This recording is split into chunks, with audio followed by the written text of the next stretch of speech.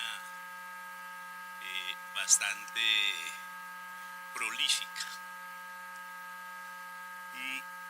Siempre entendí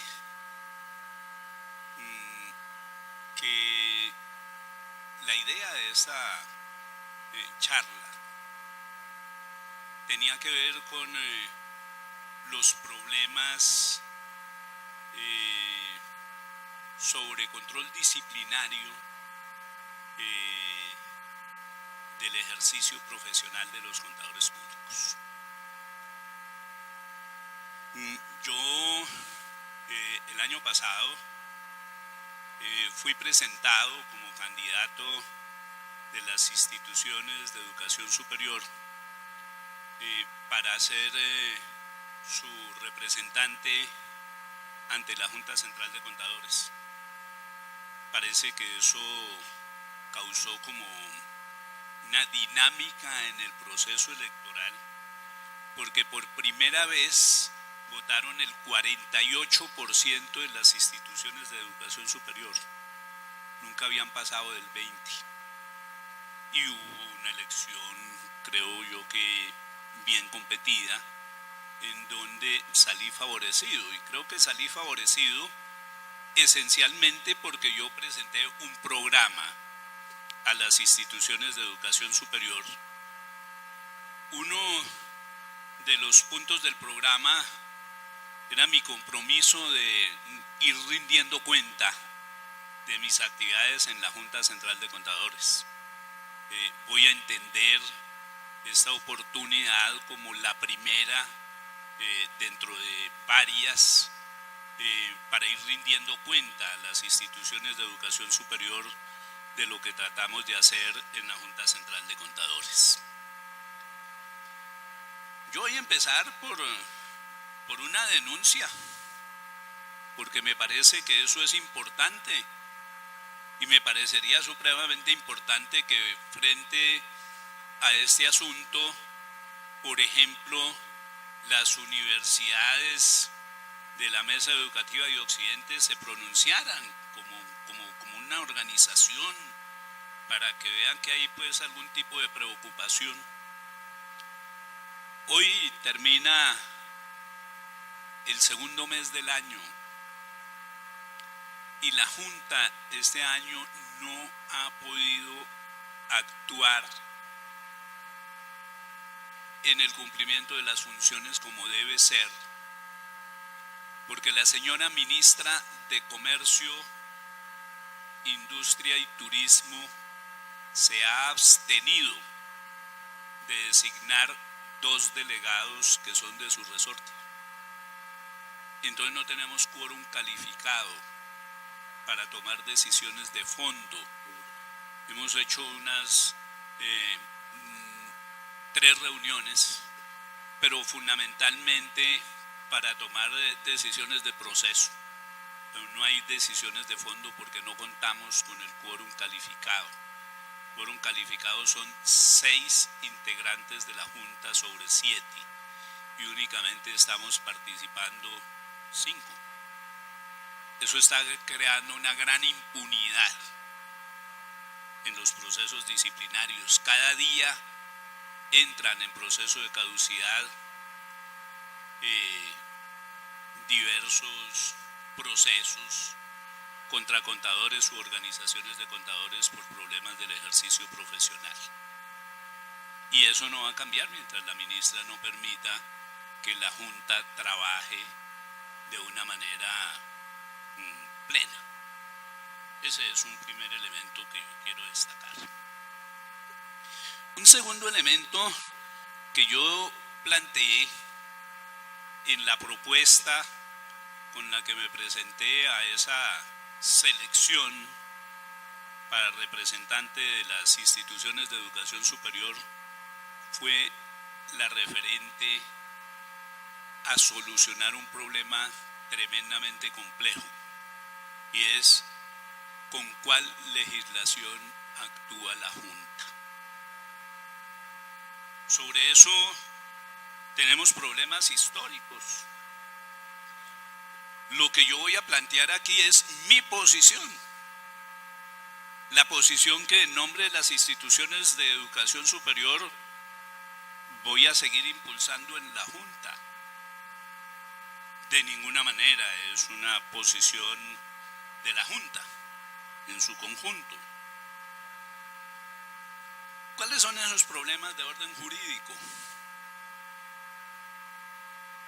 El primer problema de orden jurídico es un problema de competencias. ¿Quién debe cumplir las funciones que la Ley 43 de 1990 le entregó a la Junta Central de Contadores? Mi criterio es bien claro. Las funciones que la Ley 43 de 1990 le entregó a la Junta Central de Contadores deben ser cumplidas por la Junta Central de Contadores, la que actualmente está integrada por 7 dignatarios. Pero en la Junta sucedió una cosa supremamente extraña. Un director administrativo de la Junta sacó una resolución fundamentado en un decreto que creó la Junta Central de Contadores como unidad administrativa especial con autonomía administrativa y presupuestal, y se adjudicó un enorme, un significativo número de las funciones de la Junta. Por ejemplo, las inscripciones profesionales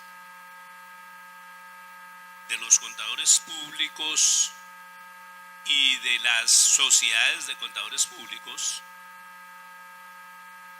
se volvió una competencia en la unidad administrativa. No la está realizando la Junta Central de Contadores. Es decir, todas esas inscripciones profesionales están siendo emitidas por quien no tiene esa función legal. Y eso a la gente le genera riesgos sobre la real validez de sus inscripciones profesionales. Igualmente, la unidad administrativa resultó asumiendo funciones de inspección y vigilancia del ejercicio de las profesiones y ha ordenado una enorme cantidad de visitas, especialmente a sociedades de contadores, donde pretende, por ejemplo, hacer examen de sus libros de contabilidad, para lo cual yo creo que la Junta no tiene competencia más allá de la que se derive de los procesos de investigación.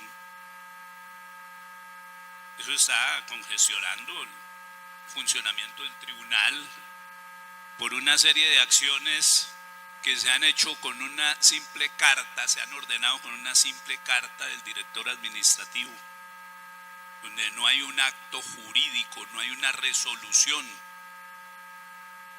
jurídicamente válida que respalde la realización de esas visitas.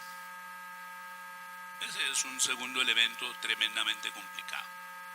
Bueno, otro sobre el que únicamente voy a dejar ahí el comentario: la unidad administrativa maneja el presupuesto, y el presupuesto es más para el funcionamiento de la unidad administrativa que para el funcionamiento de la Junta.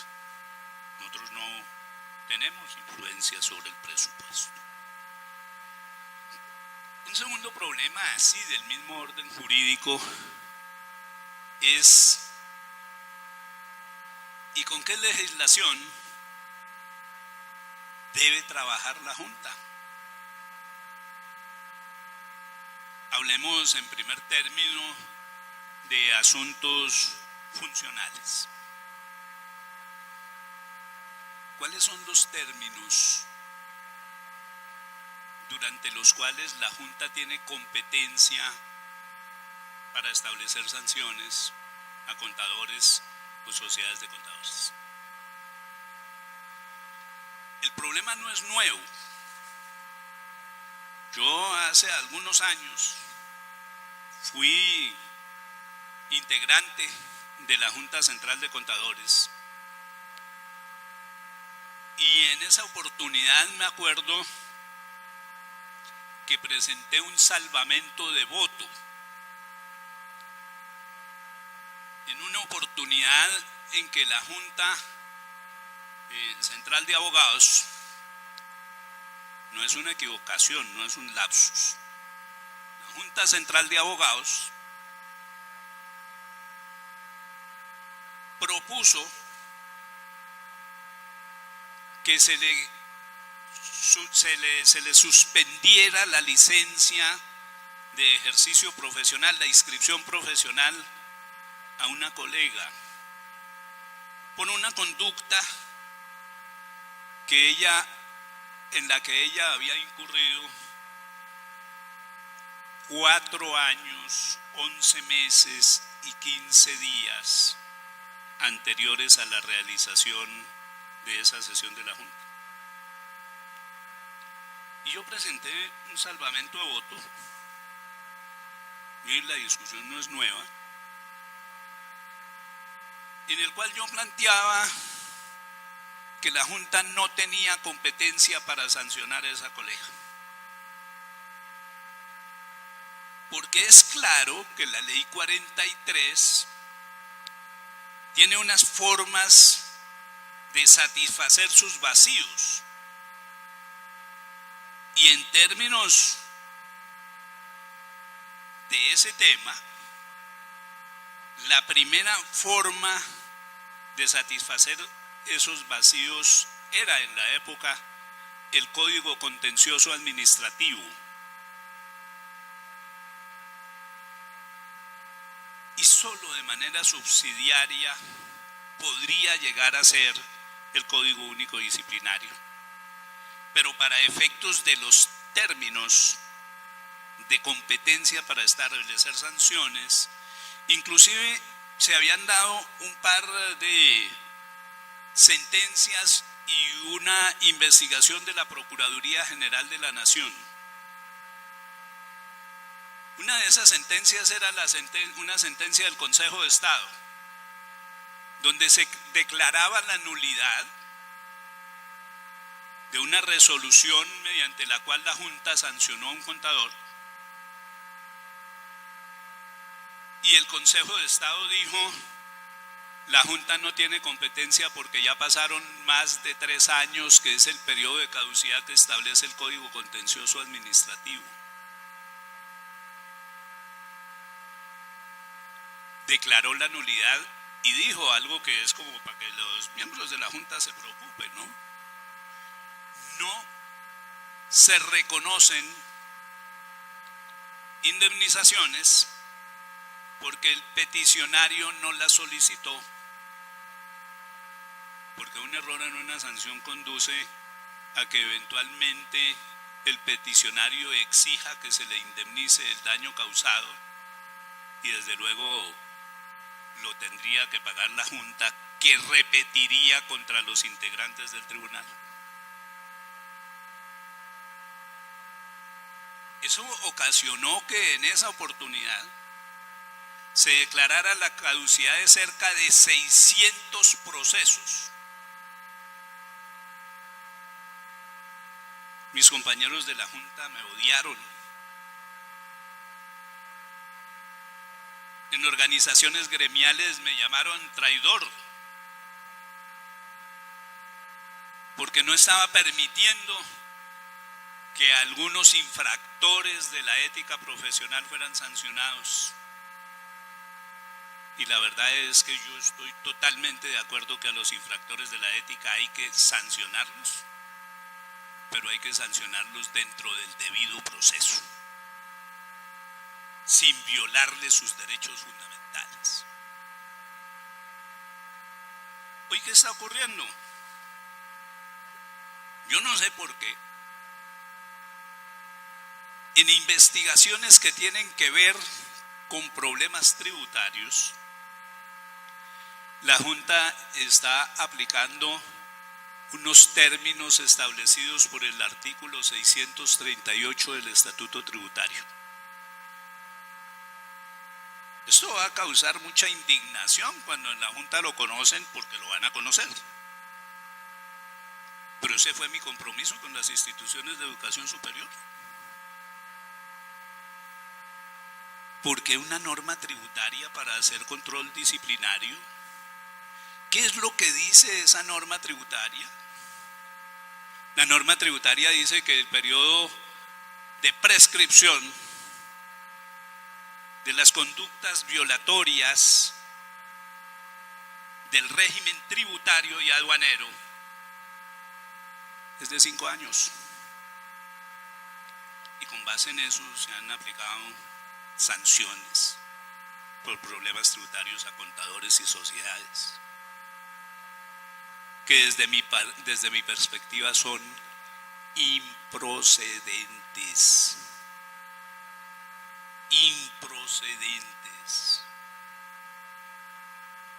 Hay una sentencia que recientemente leí del Consejo de Estado, donde el Consejo de Estado lo dice de una manera clara y precisa. La aplicación del artículo 638 del Estatuto Tributario solamente tiene alcance para conductas de impuestos y aduanas, no para control disciplinario. Desde luego ese es el siguiente escenario que tiene que ser resuelto en la Junta y sobre el cual yo le pido a las instituciones universitarias que, por ejemplo, cuentan con consultorios jurídicos, que ayuden a la Junta con el acopio de argumentaciones sobre cuál es su competencia en términos de la imposición de sanciones. Yo creo que hay conductas profesionales que ameritan que el periodo que se aplique sea el de la prescripción, que es de 5 años. Es más, hay una sentencia del Consejo de Estado, emitida en el año 2005, que así lo reconoce. Dice: cuando el contador público da fe pública, está cumpliendo funciones públicas en desarrollo de lo que plantea la ley 43, se asimila al funcionario público y en tal circunstancia el periodo de prescripción de sus conductas sobre fe pública es de 5 años.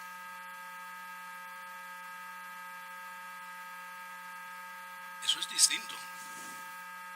Solo aplicaría para conductas que incorporen emisión de fe pública, no para otras conductas de los contadores.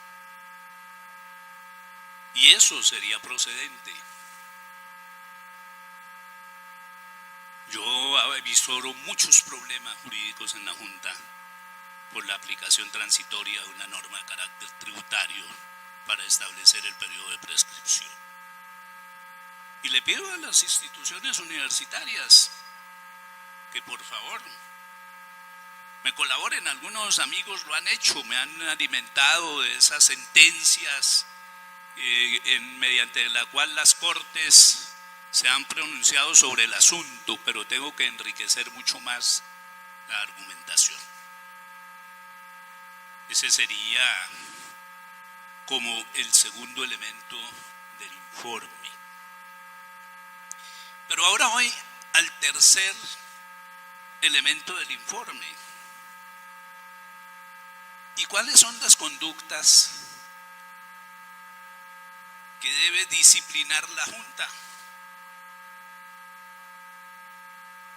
Claro, hay un primer elemento que dice, pues, la violación de las normas del Código de Ética Profesional. Y eso entra de una vez a colocarnos en un escenario tremendamente conflictivo. ¿Por qué un escenario conflictivo? Porque en la actualidad hay dos códigos de ética profesional. El Código de Ética Profesional incorporado en la Ley 43 de 1990 y el Código de Ética para Contadores Profesionales incorporado en las normas internacionales de aseguramiento que mediante un decreto incorporó el gobierno por recomendación del Consejo Técnico. Y resulta que los dos códigos de ética son contradictorios. A mí me decía un abogado muy partidario de los estándares internacionales, me decía, eso no hay ninguna contradicción, porque es que la ley 43 es la ley y el Código de Ética para Contadores Profesionales es su reglamentación. Y eso no se puede tomar así como tan a la ligera. ¿Por qué no se puede tomar tan a la ligera? Porque los dos códigos de ética no hablan de lo mismo. El Código de Ética incorporado en la Ley 43 está fundamentado en una idea inspirada en la Constitución política, que es la protección del interés público. Y el interés público de alguna manera ha sido definido en la Constitución política, por allá en su capítulo sobre economía, cuando dice que la actividad económica debe estar al servicio de la sociedad en su conjunto. Y el Código de Ética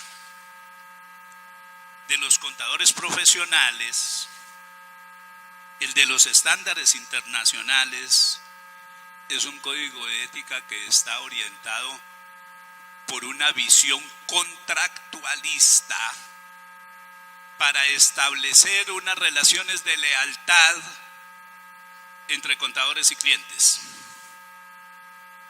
Sus mundos son distintos.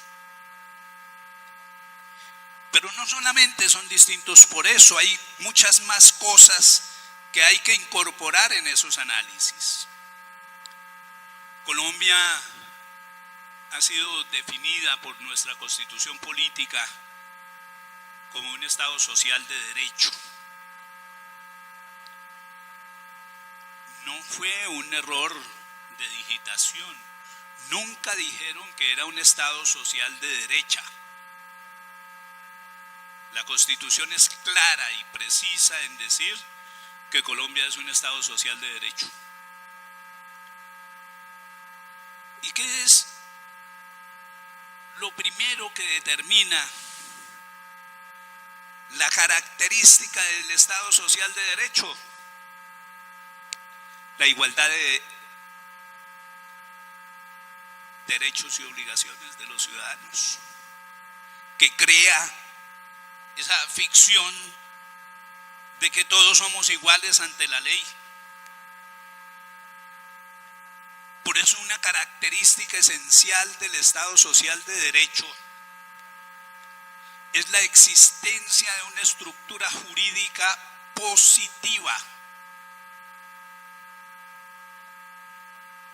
Y una estructura jurídica positiva es aquella que se caracteriza por la existencia de códigos y leyes escritas, establecidas institucionalmente, de acuerdo a los requerimientos establecidos en la Constitución política. Y cuando yo voy al Código de Ética de Contadores Profesionales, me encuentro un código de autorregulación.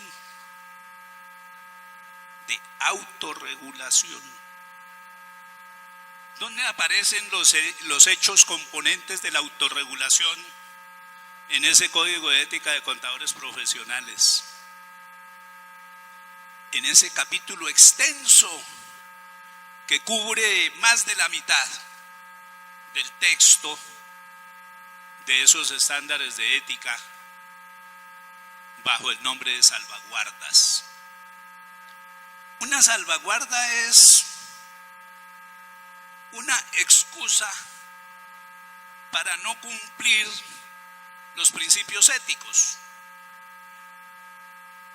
Es decir, una salvaguarda es un permiso para violar los principios éticos. Un contador puede no ser independiente. Tiene, por ejemplo, intereses económicos comunes con los directivos de una empresa. El régimen de salvaguardas le dice, bueno, hay unas salvaguardas establecidas por la profesión, otras salvaguardas establecidas por el Estado y otras salvaguardas establecidas por el cliente. Entonces, si el cliente hace una reunión de junta directiva y dice, considero que mi revisor fiscal no pierde independencia porque tengamos intereses económicos comunes, con eso él ya se salió de la responsabilidad. El Código de Ética para Contadores Profesionales, en su capítulo de salvaguardas, es un manual de instrucciones para violar las normas éticas. ¿Cómo van a hacer lo mismo? En el derecho positivo, ¿la gente puede escoger sus salvaguardas? Decir, yo soy independiente porque tengo capacitación permanente, porque establecí la barrera china entre las funciones administrativas y las funciones de control. No lo permite el derecho positivo. Y ahí tenemos un primer gran conflicto para el ejercicio del control disciplinario. ¿Cuál es mi perspectiva? Aplicar la hermenéutica propia del derecho positivo.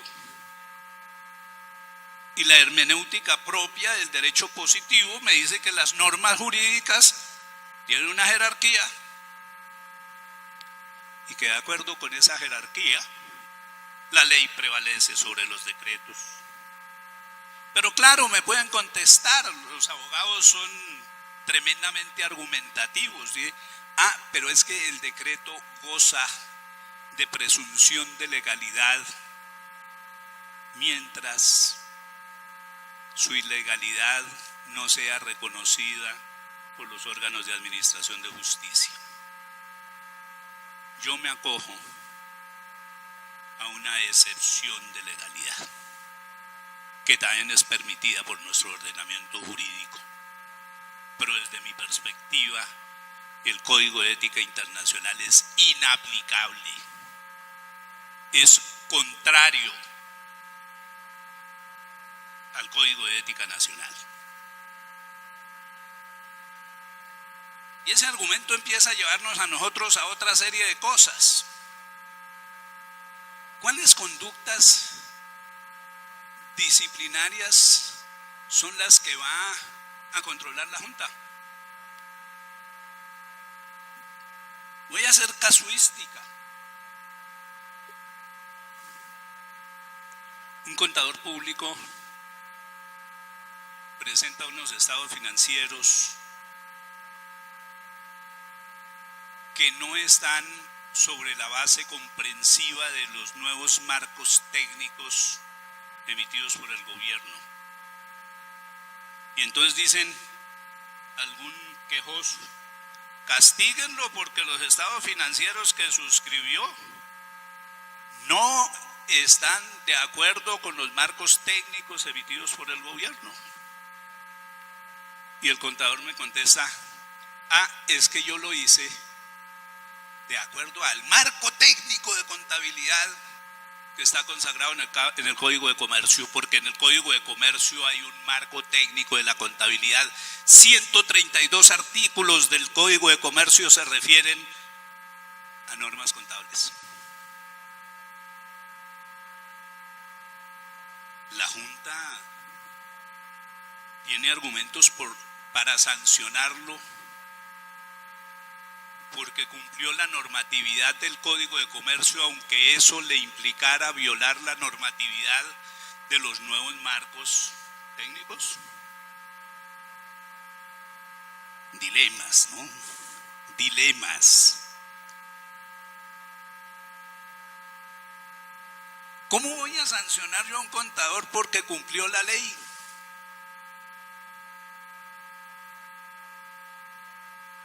Aunque la haya violado. Violó unas para cumplir otras. Segundo ejemplo. El ejercicio de la revisoría fiscal. El ejercicio de la revisoría fiscal es un escenario tremendamente complejo. 467 normas regulan el ejercicio de la revisoría fiscal. No es cierto que eso sea del artículo 205 al 217 del Código de Comercio. Eso es apenas un elemento genérico que se ha desarrollado a través de un montón de normas.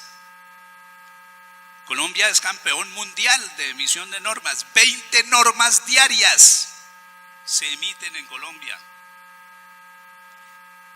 Y hay contradicción sobre la calidad de esas normas. El récord del Banco Mundial sobre calidad regulativa dice que Colombia ha mejorado muchísimo. Ya está ubicado en el puesto 64 entre 200 y algo. Y lo califican muy bien porque es que viene de más atrás, ha venido subiendo con los años. Pasó de más de 100 a 64 y dicen, no, Colombia es un país líder en el mejoramiento de la calidad normativa. Pero simultáneamente la OCDE hace otro estudio sobre la calidad normativa en América Latina y dice que Colombia y Bolivia ocupan los últimos lugares en calidad normativa. Que Colombia es el país de América Latina de mayor inseguridad jurídica.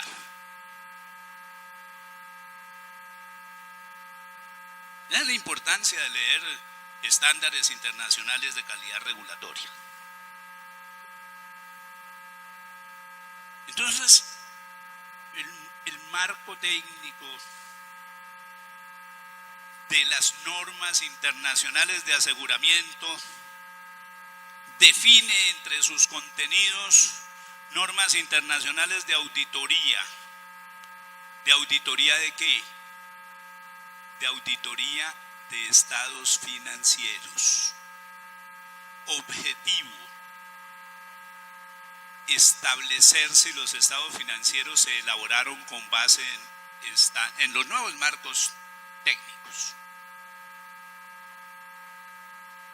Pero cuando yo cojo el Código de Comercio y me voy a referir exclusivamente al artículo 207 del Código de Comercio,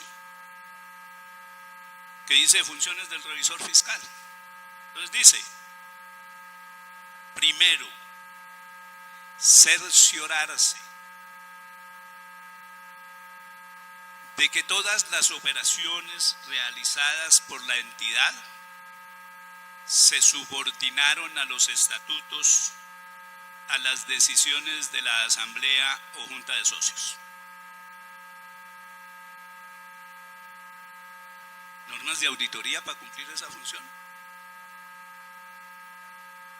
Recuerden ustedes, la auditoría es de estados financieros, es de carácter posterior. Y esta primera función lo que me está diciendo es, oiga, usted tiene que revisar las operaciones para poder adquirir la certeza de que las operaciones realizadas por la entidad se subordinan al ordenamiento estatutario. Parece que eso ahí es como el juego de la urraca, ¿no? La urraca se caracteriza porque pone los huevos en un lugar y anida en otro. Parece que eso es lo que nos está pasando ahí. Segunda función: denunciar oportunamente ante los órganos de dirección y administración las irregularidades en el funcionamiento de la organización.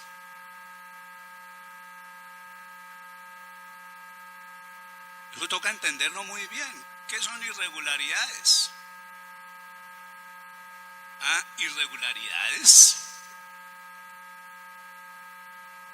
Irregular es lo que no es regular. Entonces, como que tengo que entender qué es regular para poder entender la norma.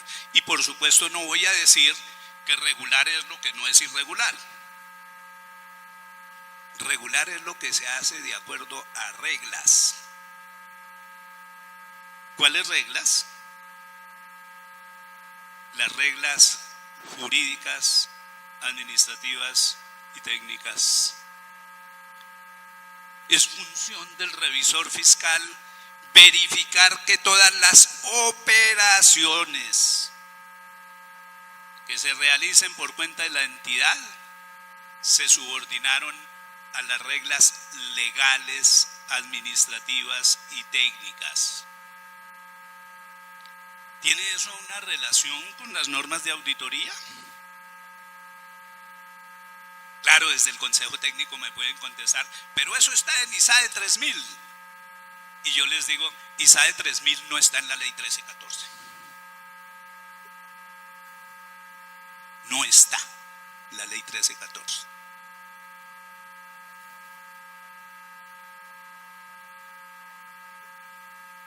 En ese plano de las irregularidades aparecen unas funciones que se derivan de tratados internacionales. El GAFI. El GAFI ha establecido unos estándares internacionales de los que poco nos hablan.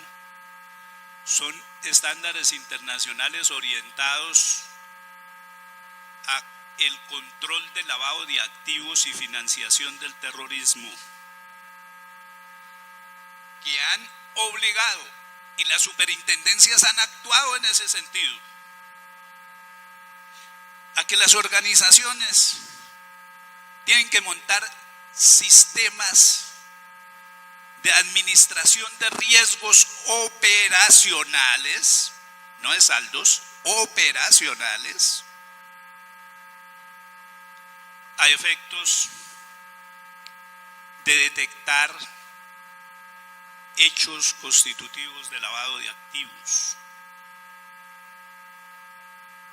El SARO y otro más, el SARLAF, Sistema de Administración de Riesgos de Lavado de Activos y Financiación del Terrorismo. Ese sistema de riesgos está fundamentado en el control de operaciones, no en el control de saldos consignados en los estados financieros. Voy apenas en la segunda función de los revisores fiscales. Colaborar con las autoridades, dice la tercera, de inspección, control y vigilancia.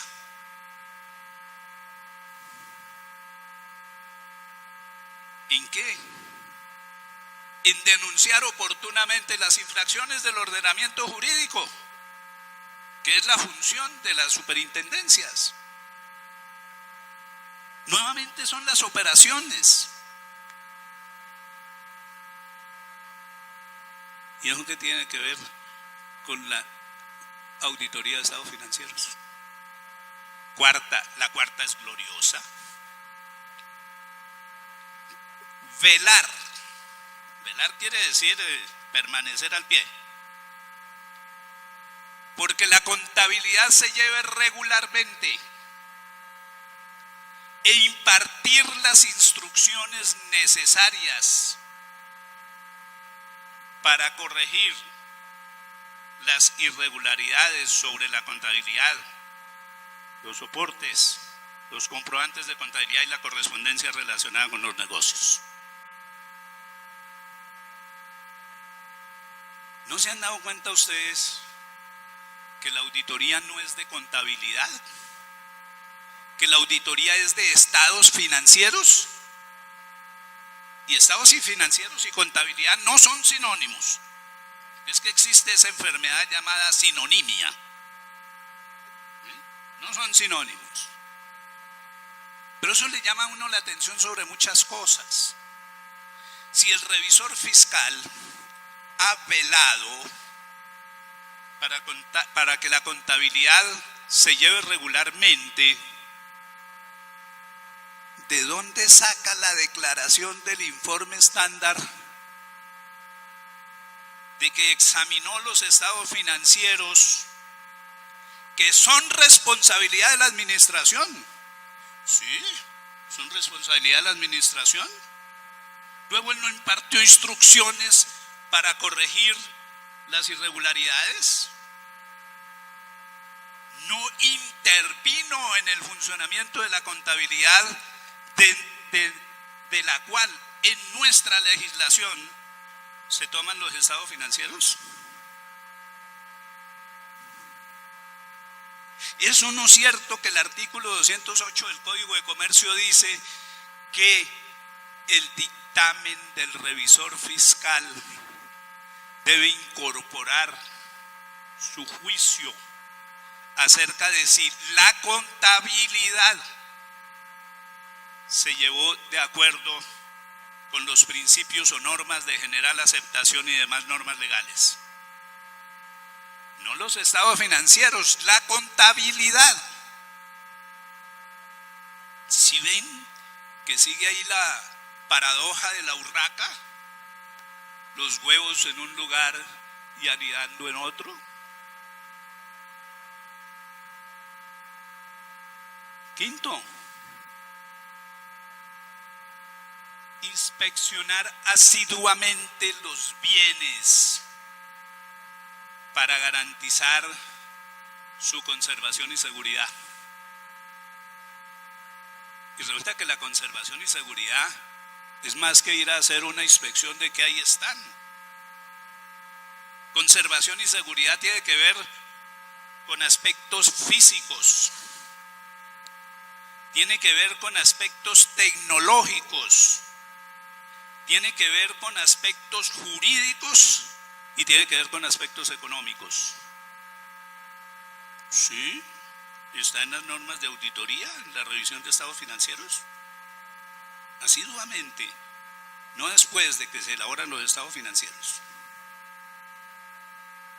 Establecer los controles necesarios para la conservación de los valores sociales. Valores sociales. Valores sociales no son títulos valores. Entre otras cosas, la mayor parte de los valores sociales son intangibles.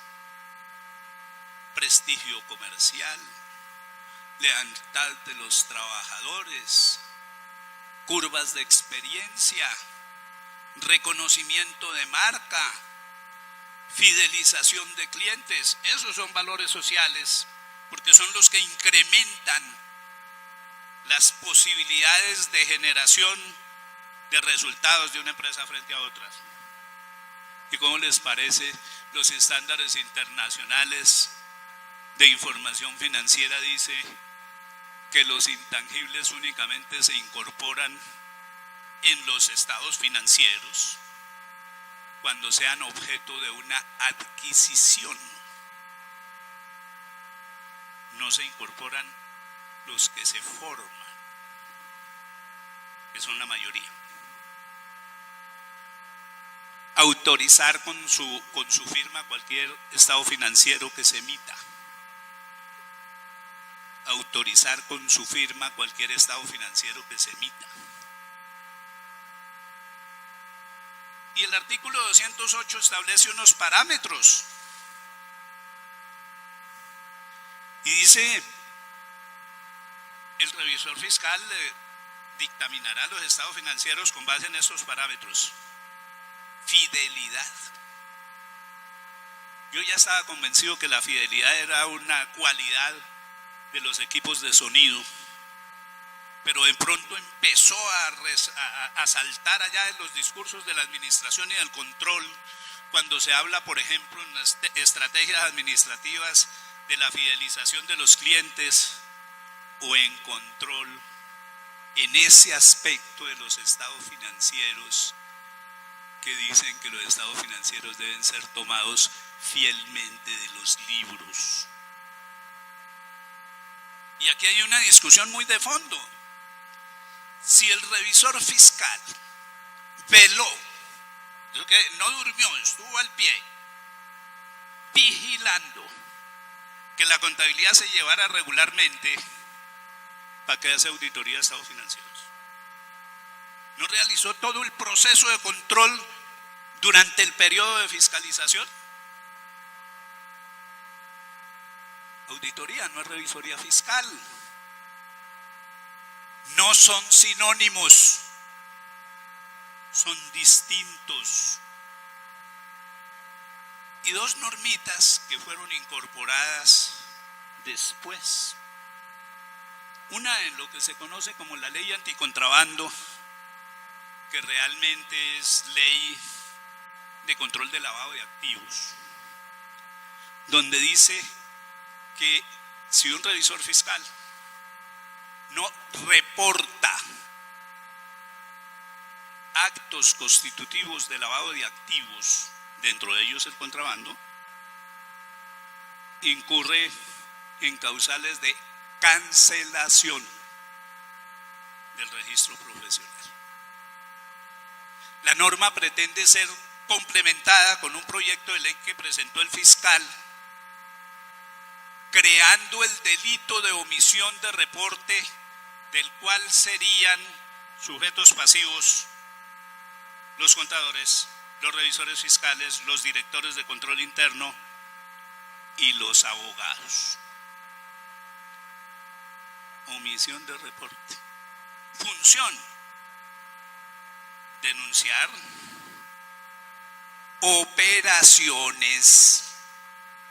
reportar operaciones sospechosas de lavado de activos. ¿Sí? Con normas de auditoría. Y la última, para no cansarlos mucho, creo que ya llevo como 5 minutos y no me dieron sino 60. Ley de control de la corrupción internacional. Y entonces allí nos dicen, los contadores y revisores fiscales deben denunciar la comisión de hechos que puedan constituir delitos contra la administración pública, el patrimonio económico o el orden económico y social. 3 grupos de delitos. ¿Dónde los busco? En el Código Penal. ¿Cuántos delitos son? 77. ¿Con normas de auditoría? No. Entonces, si a mí me llega en la Junta un caso donde me dicen, es que este contador no aplicó las normas internacionales de aseguramiento para dictaminar los estados financieros, y el contador me dice, no, es que yo apliqué técnicas de interventoría de cuentas que me permiten cumplir con los requerimientos del Código de Comercio, ¿lo puedo sancionar por no aplicar normas internacionales de aseguramiento? Si eso es un huevo donde no está el nido. Yo no puedo sancionar. Estamos hablando de dos mundos distintos. Y nosotros no podemos jugar con eso. Apliquen estándares internacionales de aseguramiento y terminarán en condiciones en las que hoy han terminado contadores o están en proceso de terminar. Y voy a colocar solamente 2 ejemplos, nada más 2 ejemplos. La Superintendencia de Industria y Comercio estableció una sanción de más de 200.000 millones de pesos a 4 empresas. No la recuerdo muy bien, Carbocol, una empresa de energía, de pronto RCN, bueno, 4 empresas. Porque en esas empresas se violaba la ley, que debe entenderse dentro de eso del orden económico y social. En Colombia emitieron una norma mercantil donde dijeron: todas las facturas son cambiarias. Y eso buscaba proteger a los proveedores de empresas que abusan de sus posiciones privilegiadas de mercado, pagándole a esos proveedores en plazos, pactan plazos de unos 60 días, pero se los pagan por ahí en 150. Ustedes han oído esos, que circula por las redes como Éxito, ¿no? Que compra 60 días y paga 200. Cuando la ley dijo todas las facturas son cambiarias, lo que estaba diciendo es: mire, usted, proveedor, puede coger la factura y descontarla en el mercado de valor, en el mercado financiero, una operación de factoring. Y entonces el comprador incumplido, pues que le responda a la institución financiera y no se aproveche del pobre proveedor. Estas 4 empresas no le entregaban las facturas a sus proveedores. Por eso lo sancionaron con más de 200.000 millones de pesos. Y sus revisores fiscales, por alguna casualidad practicantes de estándares de auditoría, las 4 grandes firmas de auditoría, están siendo investigados y tengo información de que por estos días les van a mandar un cariñito. 1.800 millones de pesos de sanción a cada uno. ¿Qué dijeron ellos en sus descargos? Dijo: no, es que eso no es función de mía como revisor fiscal, porque es que eso no es de los estados financieros. Eso exigiría como un control distinto al que me permiten las normas de auditoría. ¿Y qué dice la Superintendencia de Industria y Comercio? Usted no es auditor, es revisor fiscal. Y aquí está la ley para que la cumpla. Omisiones de contadores y revisores fiscales, por ejemplo, en el famoso escándalo de las libranzas. Estraval, creo que es uno de esos casos de los escándalos de las libranzas. ¿Qué hizo la administración? Vendió libranzas que ya estaban canceladas. Vendió 2, 3 y más veces la misma libranza en el mercado de derivados financieros. Estafó a los ahorradores. Es intervenida por la Superintendencia de Sociedades. Y la Superintendencia de Sociedades dice: bueno, vamos a constituir una masa patrimonial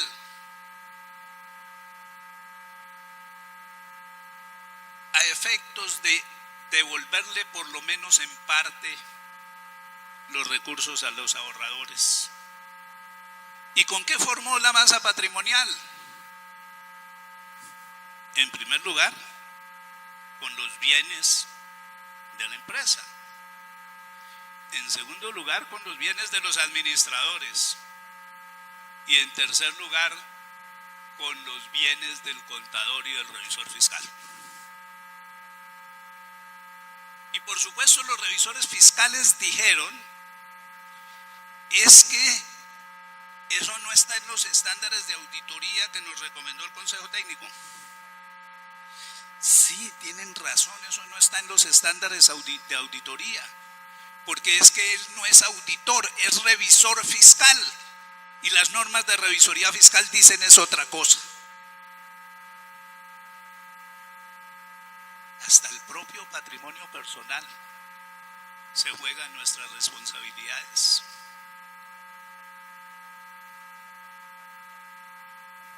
Es mi apreciación que cuando el gobierno, porque el gobierno es en última el que emite decretos, cuando el gobierno emite decretos diciendo la revisoría fiscal se debe ejercer con estas normas, está violando la ley de una parte, pero de otra parte nos está exponiendo a nosotros como profesionales a unos riesgos inconmensurables. Y entonces es cuando los contadores públicos, en términos praxeológicos, debemos tomar decisiones. ¿Aplico esos estándares o cumplo la ley? Yo no puedo sancionar revisores fiscales que no hayan aplicado los estándares internacionales de aseguramiento en el ejercicio de la revisoría fiscal, porque esos estándares no tienen nada que ver con las funciones de los revisores fiscales. Podría establecer sanciones contra contadores públicos que no apliquen los estándares internacionales de aseguramiento en funciones de auditoría financiera, porque la auditoría de estados financieros, a eso fue que se hicieron. Y es otra forma de ejercicio profesional, otra, distinta. No son sinónimos. No son sinónimos. Observen ustedes el gran desafío que tenemos. Y como yo soy el representante de las instituciones educativas, desde luego quiero todos los apoyos que sean posibles de los consultorios jurídicos para clarificar estos dilemas y no incurrir en injusticias. No incurrir en injusticias. Pero al mismo tiempo me parece que es necesario que alguien lo diga. No corran los riesgos de la obediencia. La obediencia al cumplimiento de algunas normatividades nos coloca en la picota de las sanciones. No corran los riesgos de la obediencia. Apliquen praxeología. Midan todas las variables de sus actos y tomen decisiones reflexivas. ¿Y por qué se da esta situación? Con lo que voy a concluir. Porque a nosotros nos colocaron en el peor de los escenarios. El ordenamiento jurídico nos estableció unas normas que hay que cumplir y el ordenamiento jurídico nos estableció otras normas para no cumplir las anteriores. Y cuando en un país se establecen dos sistemas de normas paralelas sobre los mismos asuntos que tienen sentido contrario, se genera lo que los abogados han llamado un estado de anomia. Una norma neutraliza a la otra y la otra norma neutraliza a la uno y quedamos en ese estado sin normas, el estado ideal para las prácticas de la corrupción. Muchas gracias.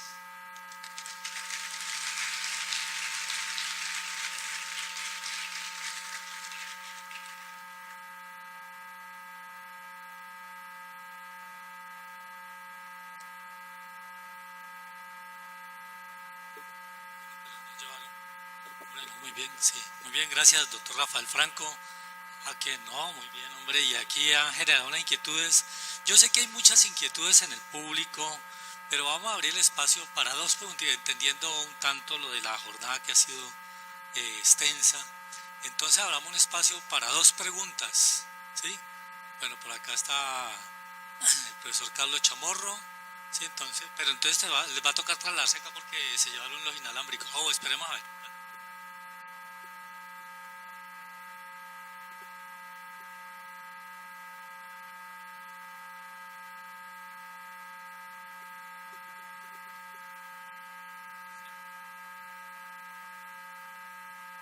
Sorry.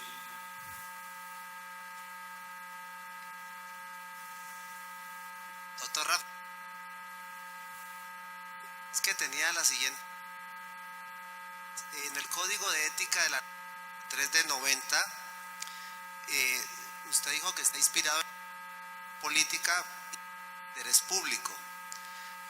Bien, en el Código de en la sección 11, párrafo 101, donde dice que una característica que identifica a la profesión contable es la que asume la responsabilidad de actuar en interés público. En consecuencia, la responsabilidad de un profesional de la contabilidad no consiste exclusivamente en satisfacer las necesidades de un determinado cliente o de la entidad para la que trabaja. O sea, ahí quiere decir que solamente no se va a concentrar en la empresa, sino hacia los stakeholders. En su actuación de interés público, el profesional de la contabilidad acatará y cumplirá el presente código. Si las disposiciones legales y reglamentarias prohíben al profesional de la contabilidad el cumplimiento de alguna parte del presente código, cumplirá todas las demás partes del mismo. O sea que yo encuentro consonancia ahí entre el código de IFAC con el que está en la ley 43 del 90. Me gustaría que aclarara esa parte, por favor. Esa es una, ¿cómo es que la llamarían los filósofos? Una ilusión de transparencia. Hay varias definiciones de interés público. Seguramente las dos a que voy a abordar me llevarían a la misma conclusión. El interés público es el bienestar general, pero por vías diferentes. Lo que plantea nuestra Constitución Política, artículo como 334, yo eso no me lo sé de memoria y nunca me lo voy a aprender, es que el interés público es el interés de todos los integrantes de la comunidad. En las ideologías neoliberales también se habla de interés público, pero el concepto de interés público que ellos manejan, y es literal, es la eficiente asignación del capital, que recoge básicamente la idea de Milton Friedman sobre responsabilidad empresarial, donde dice que la única responsabilidad de las empresas es generar el máximo beneficio, que eso cuando el beneficio sea excesivo, aparecerá ese tipo de doctrinas tan simpáticas de los economistas. Esta debe ser hermana de la mano invisible. Aparecerá la teoría del rebose. La teoría del rebose lo que dice es: con las ganancias excedentes se satisfacen los intereses de la comunidad. Pero una empresa jamás tendrá ganancias excedentes. La teoría del reboce básicamente dice, mire, es como si nosotros colocáramos un balde y en ese balde fueran cayendo las ganancias empresariales. Entonces, cuando el balde se llene, se rebosa, y con lo que se rebosa, se satisfacen los intereses de la comunidad. Eso no se lo inventaron los economistas neoliberales. Pues ya hubo un individuo muy famoso que se llama Jesús. Lo colgaron en una cruz. Y él, que utilizaba unas figuras literarias tan hermosas, a las que llamaba parábolas, ya lo había planteado en esa parábola tan conocida que se llama El rico Epulón y Lázaro. ¿Qué nos dice la parábola del rico Epulón y Lázaro? Estaba Epulón en su mesa alta. En el pueblo hebreo los únicos que utilizan mesa alta son los muy ricos. Los no tan ricos utilizan una mesa de unos 20 centímetros y se sientan en el suelo. Y los pobres tienden un mantel y se sientan en el suelo. Por eso a mí no me gusta el cuadro de La Última Cena de Da Vinci, que parece hecho en Hilton, porque yo creo que Jesús, que era tan bacano, estaba con sus discípulos, era sentado en el suelo bebiendo vino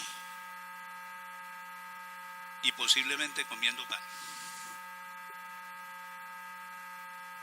¿Qué pasaba con la mesa de Epulón? Epulón consumía los manjares, y de los manjares que iban consumiendo iban cayendo mendrugos que satisfacían el hambre de Lázaro. Teoría del reboce. Ahí la tienen, planteada por Jesús. Para el neoliberalismo, el interés público es la eficiente asignación del capital, porque ellos parten de esa concepción de que si al capital le va bien, a la sociedad le va bien. Y eso es falso. Esa es la diferencia que uno tiene que encontrar entre la declaración introductoria del Código de Ética Internacional y las reglas que lo desarrollan. Porque en las reglas no hay normas que protejan el interés público, solamente protegen el interés inversionista.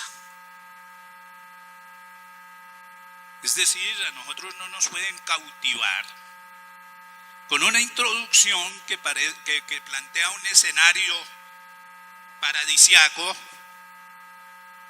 para que nosotros entremos corriendo en el camino del infierno.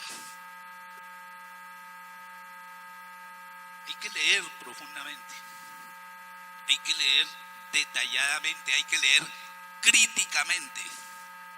Y cuando yo leo críticamente, lo que me encuentro es que hay una declaración de principios que reivindica el interés público, pero hay un sistema de reglas que reivindica la mutua protección entre el contador y el cliente.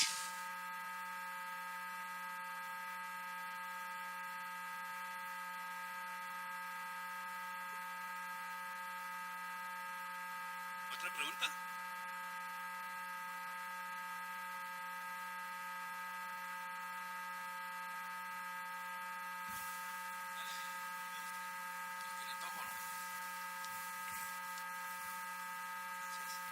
Franco, entonces yo como revisor fiscal, en el informe que paso podría poner una nota y decir que esta información o este dictamen fue preparado de acuerdo a las normas del Código de Comercio, solamente. Gracias. Así lo establece el Código de Comercio, técnicas de interventoría de cuentas. Y técnicas de interventoría de cuentas no es sinónimo de normas de auditoría. No es sinónimo. La interventoría implica el análisis crítico de las operaciones para verificar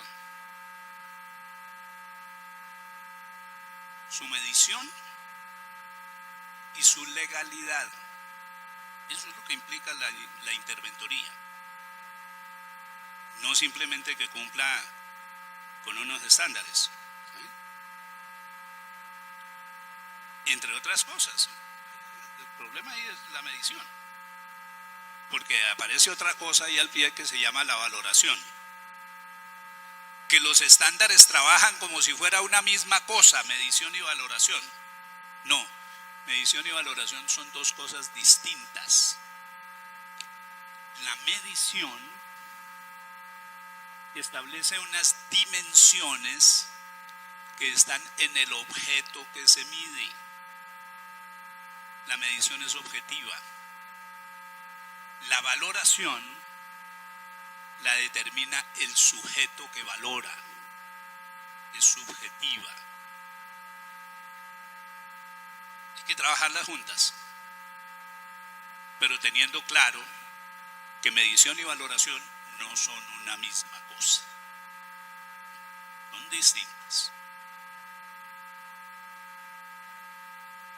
Bueno, yo les agradezco mucho su paciencia. Sé que a veces esto es agotador. Quise liberarme hoy de los